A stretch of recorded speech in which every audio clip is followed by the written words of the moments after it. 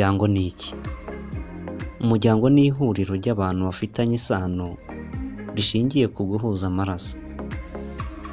Umuryango urangwa n'ishema ry'abavandimwe riva ku kuva inda imwe, kandi abavandimwe baharanira kudatakaza iri shema.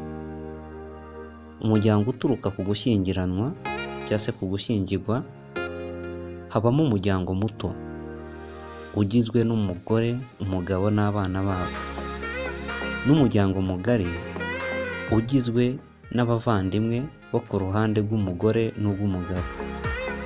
Kubera amateka yaranze igihugu cyacu, hari imiryango y'abana birera cyangwa se igizwe n'abapfakazi. Hari uburyo ushobora gutegura neza mu gihe ushaka gushinga urugo ruzima. Icya mbere, kubaka urugo ntibihubukirwa, biritonderwa kandi birateguwe.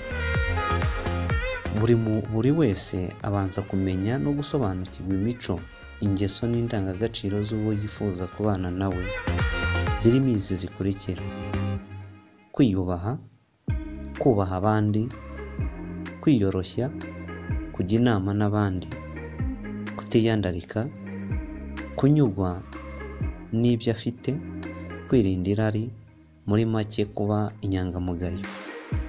Icya kabiri, urugo ruramba ni urwubakiye ku rukundo nyarwo rudashingiye ku bintu.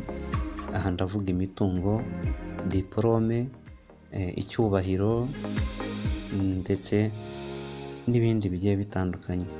Urukundo nyarwo kandi ntirushingiye ku gukora imibonano mpuzabitsina mbere yo gushyingiranwa, ahubwo rwimakaza umunezero urambye wa buri wese.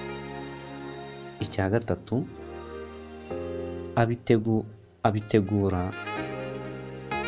abitegura gushyingiranwa cyangwa se gushyingirwa bagomba gukunda kuganira kenshi, kandi uwo muco wo kuganira bakazawukomeza no mu rugo bazashinga, bakanubahiriza ihame ry'uburinganire n'ubwuzuzanye.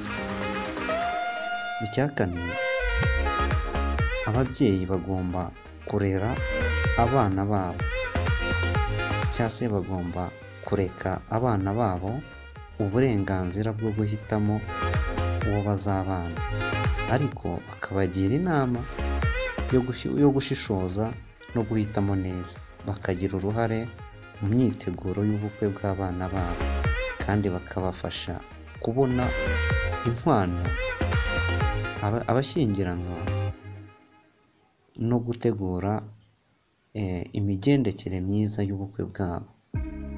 Ikindi, inkwano si ikiguzi, ahubwo ni ikimenyetso cy'urukundo n'umubano hagati y'imiryango yombi. Yahanye abageni. Kwibura ntibyabuza abashyingiranwa gushyingirwa, kandi nta tegeko ribihana utayikoze, udakoze iyo mihango iba ikenewe. Icyo nakongeraho, ubukwe bugomba kujyana n'amikoro y'abagiye gushinga urugo ndetse n'imiryango yabo, bigakorwa habayeho gusesengura, kuko burya iyo musesaguye mu gukora ubwo bukwe, usanga bigira ingaruka nyuma mumaze gushinga urugo.